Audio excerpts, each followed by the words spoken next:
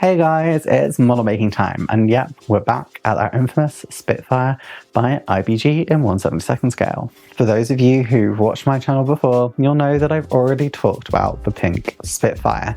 This kit was expensive for a 1/72 scale Spitfire. I never thought I'd be spending over £20 for a kit, but well, if you look at the unboxing video I did, and I highly suggest you watch that before you watch this, then you'll see that this comes with so much.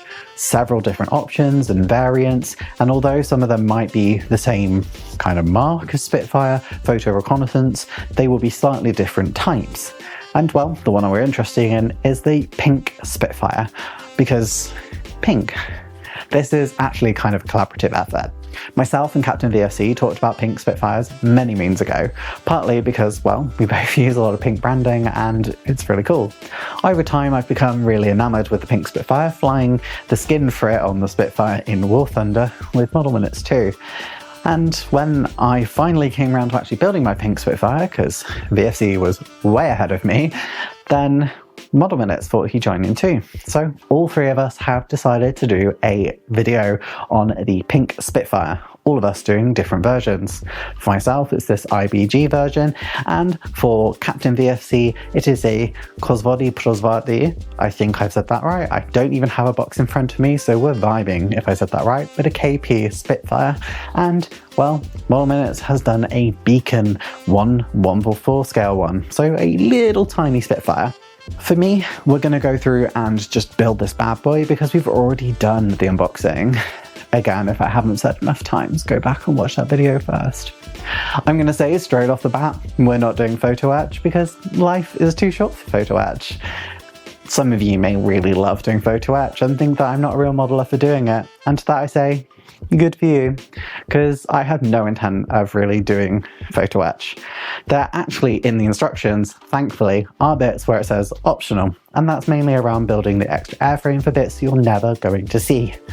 I skipped a lot of those bits because, again, life's too short. If I'm not going to see it, I'm not really too bothered. And I was actually reading one of the Airfix build and convert books, and it said the same thing when they were building, I think it was a short Sterling. They said the adage of, if you can't see it, it doesn't matter, came into view, and they just like sprayed something entire black, and I was like, that's so me. So yeah, let's go and have a look at me building this, and I'll get to the painting bit when we get to it, because something a little bit different. Of course, before we get too far into the construction and painting and whatever, make sure to subscribe to the channel, like the video, and leave a comment down below. Would you pay for this much for a Spitfire? Not just because it's pink, obviously.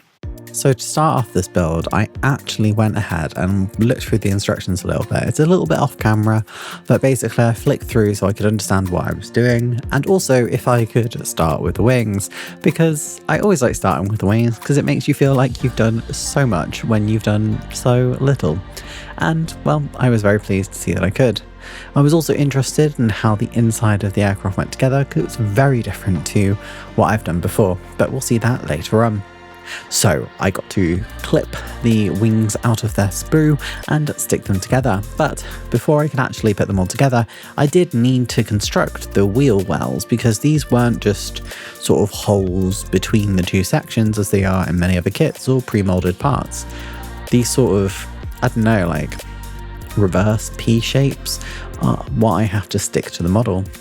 It looks a bit fiddly, and I guess it was, but it was actually okay. There's going to be a lot of bits like this where it seems like an extra step compared to other models, but actually it ends up looking pretty good. It's a very different style of doing the landing bay, and well, you can see that I couldn't quite work out which way around it was meant to go. I probably should have looked at the part number and the instructions better, but in my haste I just sort of cut everything out and decided to stick it on. But don't worry, I got it right in the end, and we did get a fully assembled sort of landing gear bay in the end. Now, once I had both halves of this on, of course, I did need to go ahead and stick the wings together. So just using some Tamiya glue, I decided to stick them all together, ready for me to, I guess, merge it with the cockpit when that was due. This was one of the easiest steps, and at the time I thought I was just gonna merge this with the fuselage, but turns out, actually no, the entire cockpit ends up sitting on this in the end, as we'll see in a bit.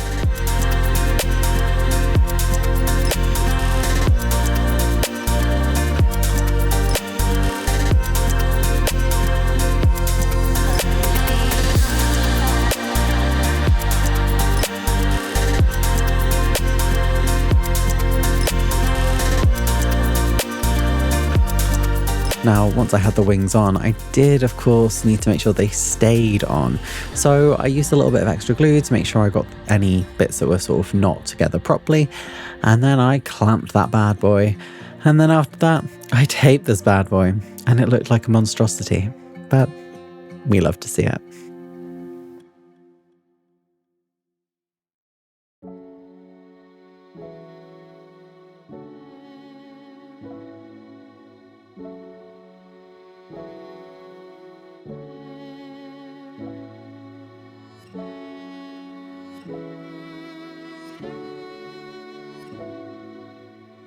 I mean, that just looks like completely normal, right?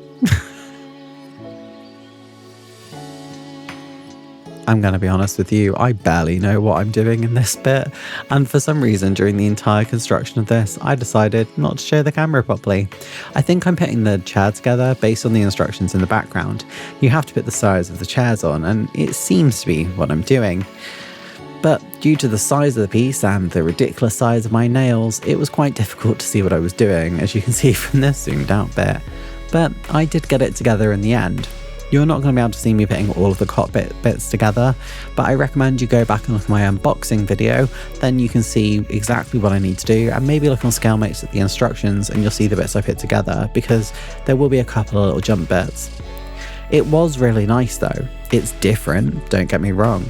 I mean, the newer Airfix kits, like the Hurricane I did, do have more of a developed internal compared to just the normal, what they always say is like a tub cockpit.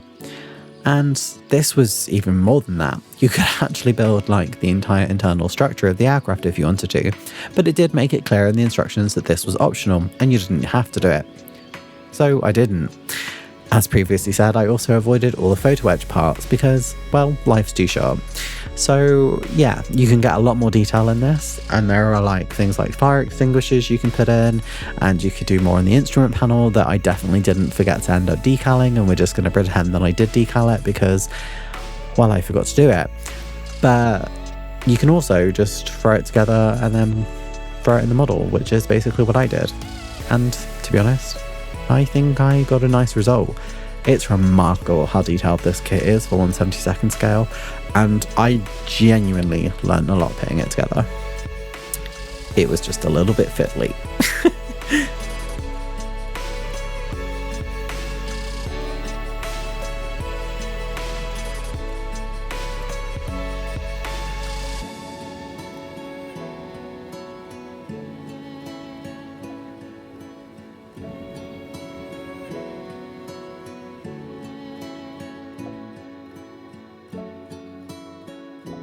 So the majority of the cockpit assembly kind of goes on this side piece, and this was sort of the floor of it, and I initially put this in and was like, yeah, I've got it in, and then realised, no, it's in the wrong place. And I think I may have even had it in backwards. It has the option to put rudder pedals on it, and I was like, I'm going to give that a miss, champ, because, again, I just couldn't be bothered. It sounds like I'm really lazy, but I just thought, well, you're never going to see it, and I'm not that bothered. I just want to build a pink, beautiful Spitfire. So I left that bit out, but I did put in all the bits that you really could see. And I'm going to be honest, I really enjoyed this. It was a bit meticulous, but I really enjoyed it. And it looks really impressive, genuinely.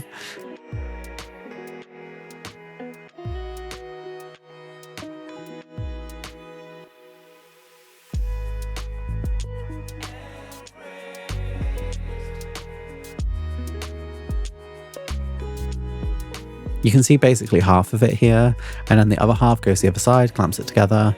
It looks so good, but of course we do need to paint it first.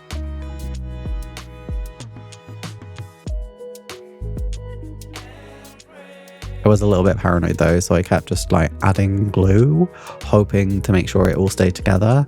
But I was like pitting little and often rather than just like a massive amount of glue.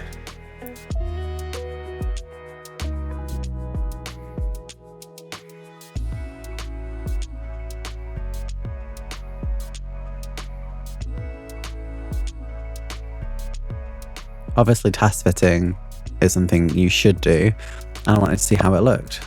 So we popped it in, because in my head I just couldn't work out how the sides going, because it's like you're doubling the sides, but all will become clear, I promise you.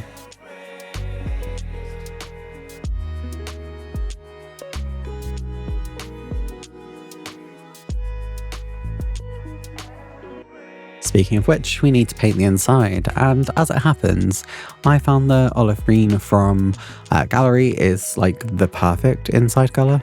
Okay, I say perfect, it's definitely not the exact shade, but it was good enough for me, and it meant all I had to do was throw one layer on and it was done. I did this with all of the internal components, including both the sidings of the cockpit, the actual cockpit assembly itself, though I didn't seem to capture that bit on camera, and I also did the insides of the wings because that's going to form the bottom of the cockpit too. Basically, I just did everything green because anything inside is going to be pretty much.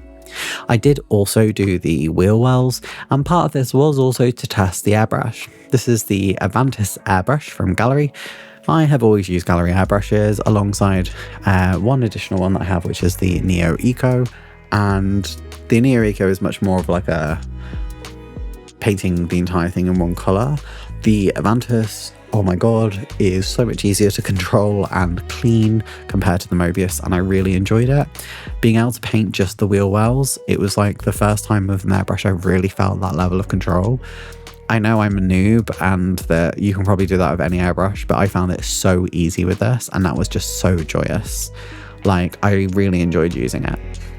So once that was done, we needed to finish off the few little bits in the cockpit assembly. So that was putting the fuel tank in, that's that giant square in the front, and I think it is anyway, if I remember correctly.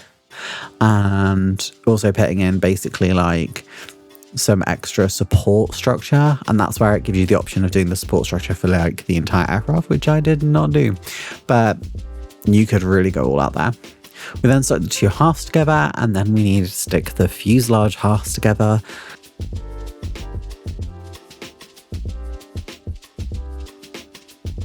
And here we are gluing the cockpit section onto the wing section. I kind of did this a little bit backwards, but you kind of slot it in and then put the wing section in, and there's a front section, and it all just goes together, and it's beautiful and I love it. It ended up being a really nice fit. It did take me a little bit to get it all to fit in really nicely, but once it was in, like, it was beautiful, like bellissimo. And like the little gremlin I am, I decided to put loads of tape on it to hold it all in place, keep the curvature of the wings in check, and well, I'm just a little tape goblin. I love putting tape on everything.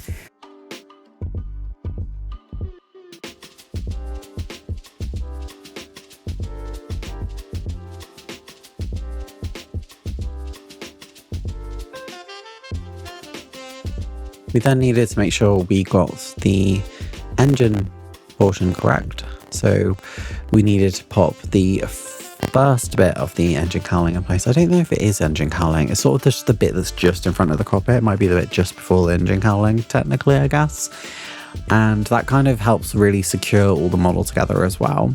The engine cowling itself comes quite late into the construction, and also has the engine exhausts that go into it too, which I found really fiddly. And the propeller, which can also be free spinning. I found the propeller on this a really nice build as well, which surprised me too, because I normally hate them, and that's why I magnetize them all.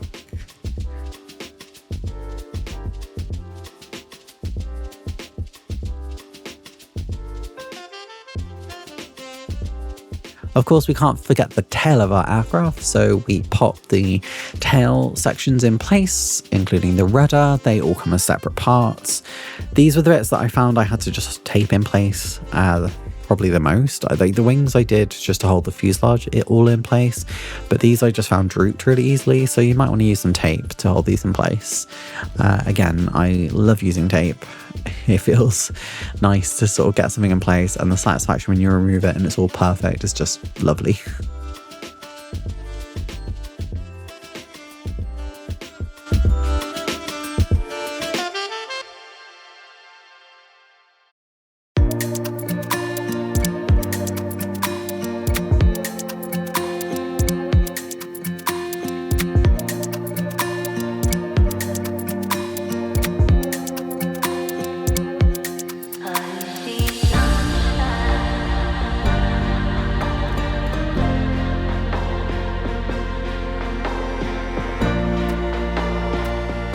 Once we had the rudder in place, it was time to move on to that propeller. And well, I did a lot of the construction off camera, but I did manage to get the smallest bit on camera, which is this bit, the very end cap of the propeller. Once this is all in place, you then pop it inside of the sort of fuselage shafts, and it spins freely, and it's lovely. And it still works on my one, and it gets a really nice finish, I think. This is a really, really nice propeller mechanism.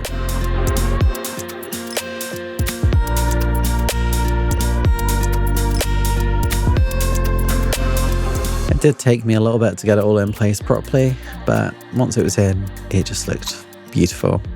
Bit weird having the giant hole in the middle though, so let's cover that up with the engine cowling.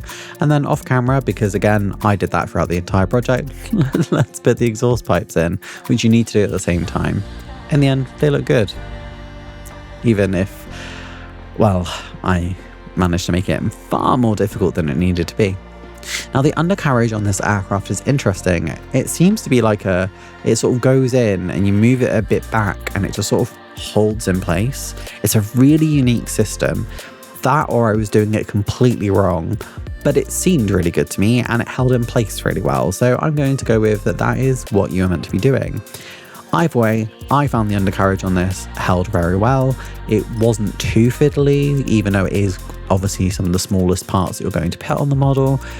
And it held really quickly. Like, I literally put it all in and then turned it upside down. And I was like, damn, it actually holds. Whereas most of the time you turn one upside down and it instantly collapses because it needs the glue to fully cure.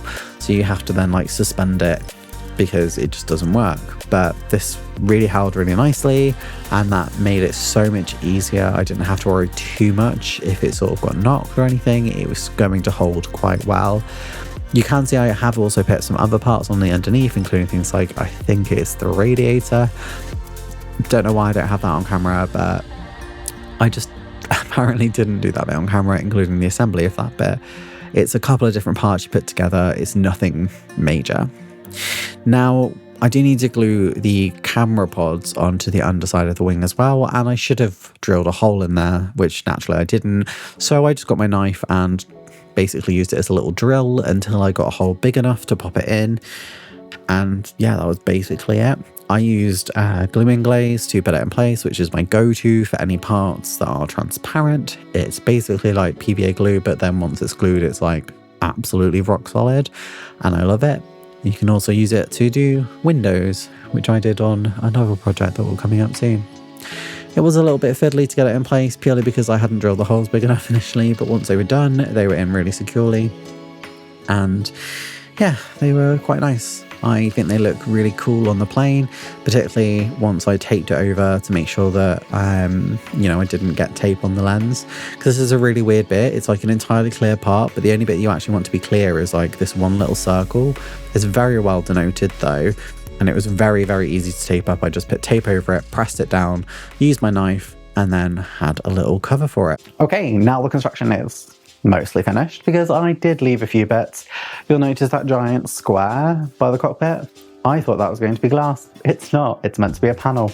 And I may have forgotten that and had to remix all the paint for it at a later stage, and that will be a problem all unto itself. So the reason we're going to talk about paint today is because I have started mixing a lot of my own paints, and I'll do a whole video about this at some point. Just leave a comment down below if that's something you would like to see. But basically, this came about because I have used a lot of Galleries paint, so the Kaleido Colourworks paints. Not sponsored, I do have an affiliate link though, so if you want to buy any of their products, do it from the link in the description and use code MsModeler010 for 10% off your order. But anyway, basically the reason I started moving over to them is they are mostly airbrush ready. Not all of them. I do find the white is a bit thicker and sometimes need a bit of thinner or retarder, but for the most part, these are the paints that I have found easier. As someone who is not particularly good at airbrushing, I found it the way in for me. And I also have just used a lot of their products because they reached out to me when I was a much smaller creator. And they launched this thing recently called the Kaleido Colorworks Color Lab, I think it is. Again, I'm remembering off the top of my head, but the link will be in the description somewhere. And basically, it's meant to be that if you give it a color, so you can upload an image, do a color dropper and select the color, and it will give you the combo of paints to achieve that. And it will give you a percentage of how close it is. I will say it's not the best for some shades, as happened in this instance, but I did paint an entire other plane of a video that will be coming out in the not too distant future, where I did do this, and the results were pretty good actually. Now, in this instance, when I tried to do this initially, I'll put some footage in, but it might have changed by now, but it initially asked me to mix off-white and white, which doesn't really get the color that you want. And then it asked me to mix a load of different things that didn't really seem to get the result. And I was like, surely I would just take red or pink and mix it with white. So in the end, I ended up just taking the desert pink and mixing it with white. And the ratio is like literally a really small drop to white. And I just kind of vibed out. And in the end, I got a nice color. I did do a couple of different shades, and I did paint a few bits in a marginally light, like you can barely see that it's there, but a slightly lighter pink, just to try and give it some color variation so it wasn't just one flat color. But you'll see that as we go into the painting. So yeah, just wanted to give this whole caveat out the way before we go into painting it. So I'll see you then. So as you can see, the paint I'm using today is white with a few drops of desert rose, and didn't write down the exact measure I did of this because I ended up mixing this paint about 6 times and I just did it by eye because I was like, it's one color all over. If I get it slightly wrong in one of the mixes, I just repaint the whole thing, and that's what I ended up doing. I did do one mix that was slightly lighter just to give some like lines on it. It didn't really work that well, so I didn't do any more of it. But yeah, I literally mixed it, checked it against the one in the book and thought, yeah, that seems okay, and then threw it all on there. I didn't use primer, I think I've already mentioned that, but basically I've used these paints quite a lot now, and I'm very confident that you don't need primer with them, and you don't. Obviously, primer is more than just a base layer. It can be really good at helping you identify areas where you might need to do more smoothing or any gaps that you might have that you don't really see. But to be honest with this one, I was like, I'm not doing this to be the most detailed model in the world. I'm doing it to enjoy it, have a pink Spitfire, and just have a little vibe. You know, this was something I was kind of building on stream with friends, so it wasn't anything too serious. And also, it was kind of an experiment to see if I could actually do this, because I thought I could, but I hadn't. So it was interesting to see how it reacted. I did find that if I put in too much thinner, it did seem to sort of separate quite a lot. And that did happen on the bottom side especially. I also don't wash my parts. And there's a lot of advice that is wash your parts because they will still have sprue release on, and that can cause issues with paint. That is potentially what happened on this one, and that's absolutely fine. It's my own fault. It's not the end of the world. It happens. But it went really nicely onto the top of the wings. You can see this is a bit too pink, so I don't think I filmed it, but I basically did the same again, but went over it with a lighter white pink and then another slightly lighter one just to get that, like, those little lines that I was on about on some of the wings, just to try and give it some colour variance. But to be honest, I don't even know if you're going to see them in the finishing pictures, to be honest. I know they're there, but I don't think anyone else does. But I really like the colour I got. I think I got quite a good match. You know, lots of sources show them as quite a pink, vibrant pink. Lots of them show them as a really pale pink. I'm not really sure what it should be, so I just went for what seemed right for me.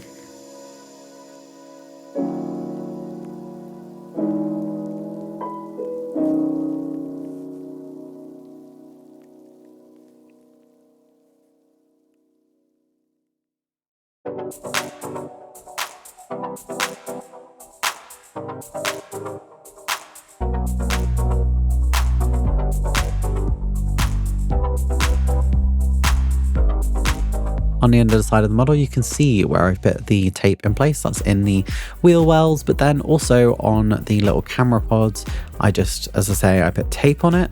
I didn't use the knife, just to cut a circle, and yeah, it worked. I didn't get any underspray. I'm really shocked. I think I just got the pressure right on the airbrush for once, which is something I've always been really bad at, because I got nothing under the tape on this. It was gorgeous, honestly.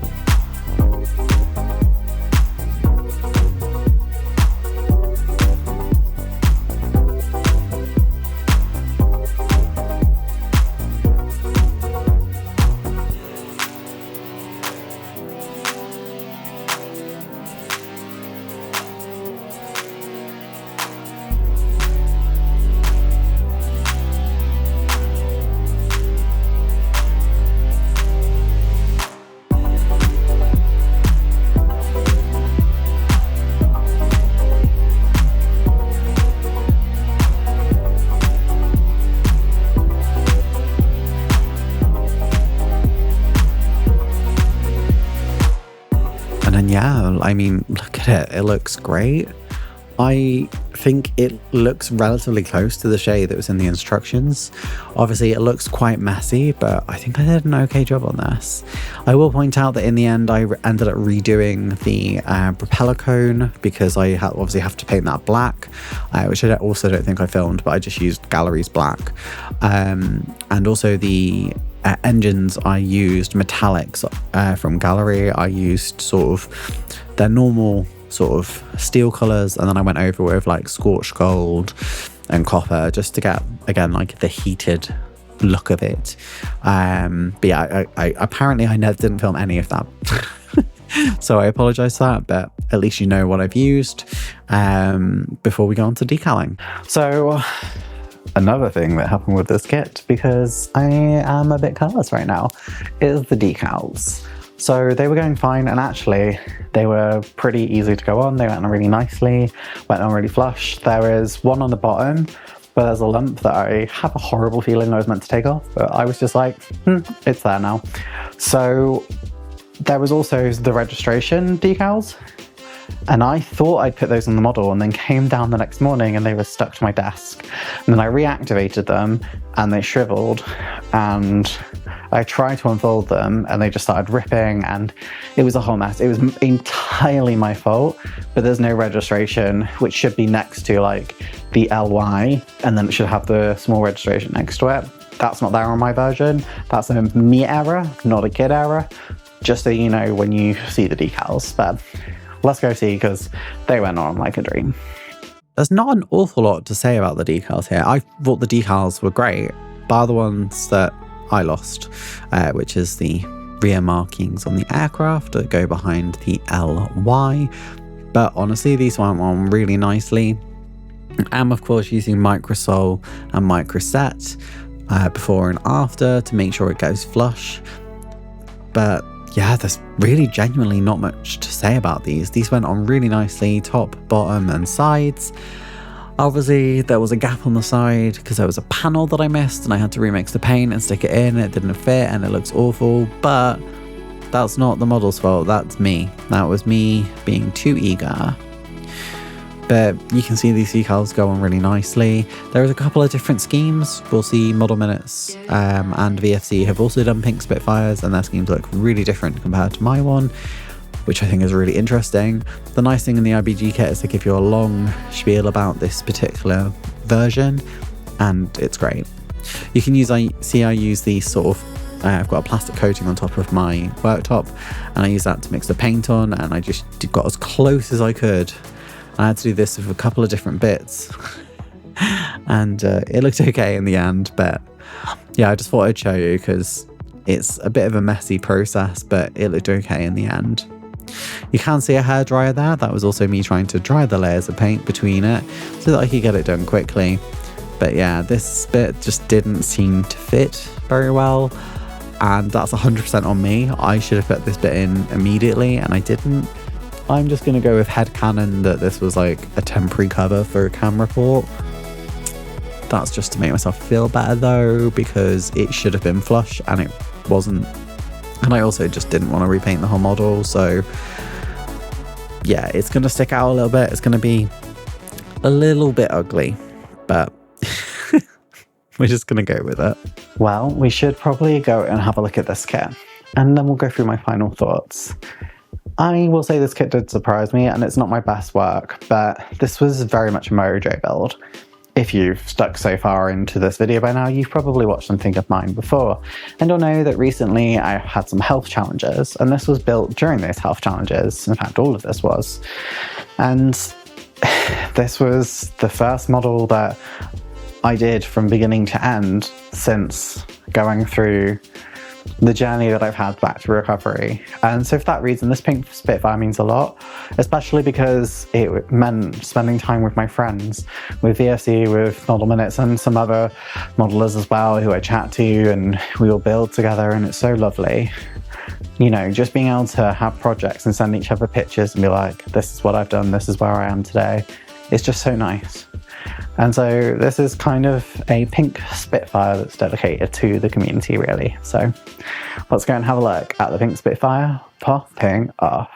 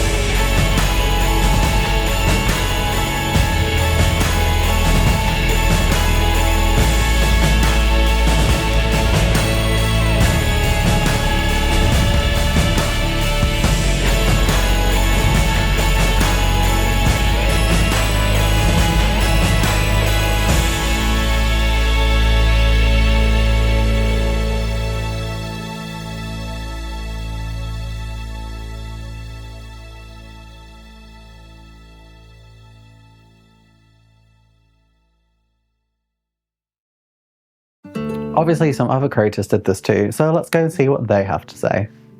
Who doesn't love a Spitfire? And especially if they're pink. Hi, I'm Matt from Model Minutes, and I built the Beacon Models Supermarine Spitfire in 144th scale in the rather fun pink scheme. So when I heard that a few content creators were going to be making some pink Spitfires, I had a rummage in my stash and found a suitable topic. I hadn't done a pink Spitfire before, and I really wanted to contribute to this kind of idea. I went and bought specific paint for it, but as a side note, that got completely delayed and the paint didn't turn up for ages. So fortunately, the benefit of a 144th scale kit is that they are so small that you can build them quite quickly.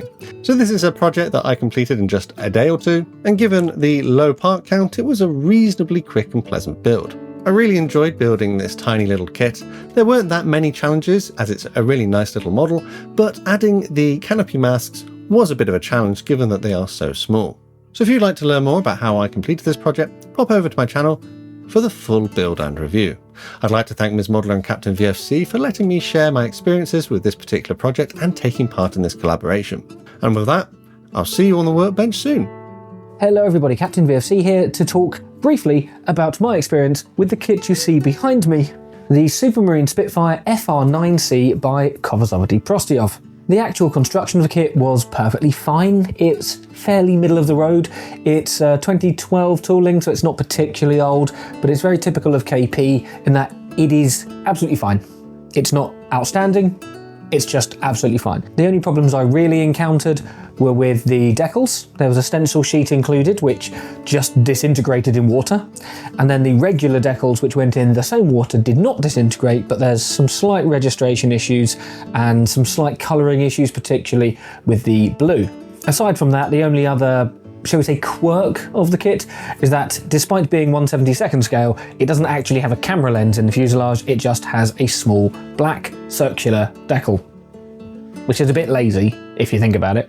And in line with quite a few Spitfires, especially those from smaller manufacturers, it's moulded with clipped wings, and to put the regular wings or the lengthened high altitude wings, you need to chop the wingtip off and then glue the new wingtip on. There is no locating point or plug or any way of knowing that this is going to fit, you just have to eyeball it and hope. Overall though, I'm quite happy with the result.